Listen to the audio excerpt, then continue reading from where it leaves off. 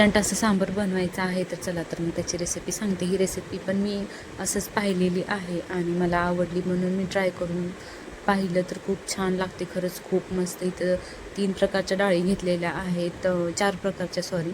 इथं मुगाची डाळ, उडदाची डाळ आणि त्याचबरोबर आपली तुरीची डाळ. ह्या तिन्ही 4ही डाळी आपल्याला छान खमंग भाजून घ्यायच्या आहेत मंद आचेवर. आणि भाजून घेतल्यामुळे याचं जे टेस्ट आहे ना सांबाराची, ते अजून जास्तच वाढणार आहे. इकडे चारी पण डाळी मी भाजून घेतलेल्या आहेत. आता त्याला थोडंसं थंड म्हणजे गार करून घ्यायचं. गार केल्यानंतर मिक्सरला त्याला आपल्याला बारीक पेस्ट बनवायची आहे, पावडर, जसं पावडर टाईपच म्हणा असं. म्हणजे कारण हे इन्स्टंट आपल्याला प्रीमिक्सच आहे हे सांबाराचं.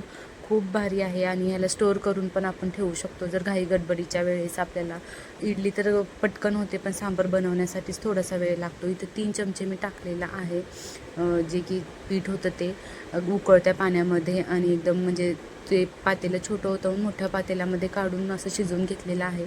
सांबाराला जे काही साहित्य लागतं ते इथं मी घेतलेलं आहे. आणि जर सांबाराची पूर्ण रेसिपी पाहिजे असेल तर त्रिकोणी बटनावर क्लिक करून पाहू शकता.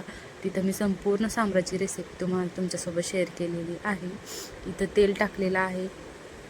तेलाला छान थोडंसं गरम होऊ द्यायचं. त्याच्यानंतर जिरं मोहरी आपल्याला त्याच्यामध्ये टाकायचं आहे.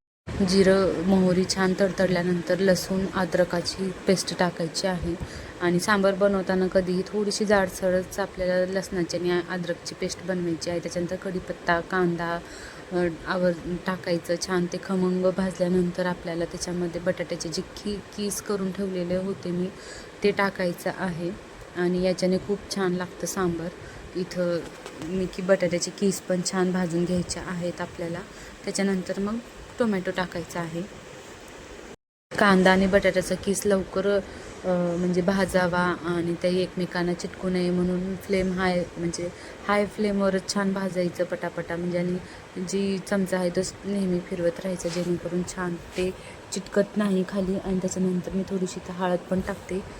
तेलामध्ये हळद टाकल्यानंतर छान खमंग हे होतं. आता भाजलेलंच आहे. त्याच्यानंतर बाकीचे सर्व मसाले टाकून घेते, जसं की सांबारचा मसाला, लाल तिखट, थोडंसं मीठ वगैरे सर्वच टाकलेलं आहे. सांबारचा मसाला पण टाकलेला आहे. त्याच्यानंतर टोमॅटो जे आहे ते पण टाकते. टोमॅटो छान असं मऊ झाल्यानंतर चिंचेचा कोळ टाकायचा आहे.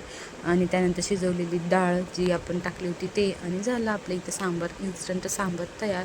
चला तर मग कसं वाटली आजची रेसिपी ते नक्की मला कमेंट्स करून सांगा. भेटूया अशाच रेसिपीसह नेक्स्ट व्हिडिओमध्ये. तोपर्यंत बाय.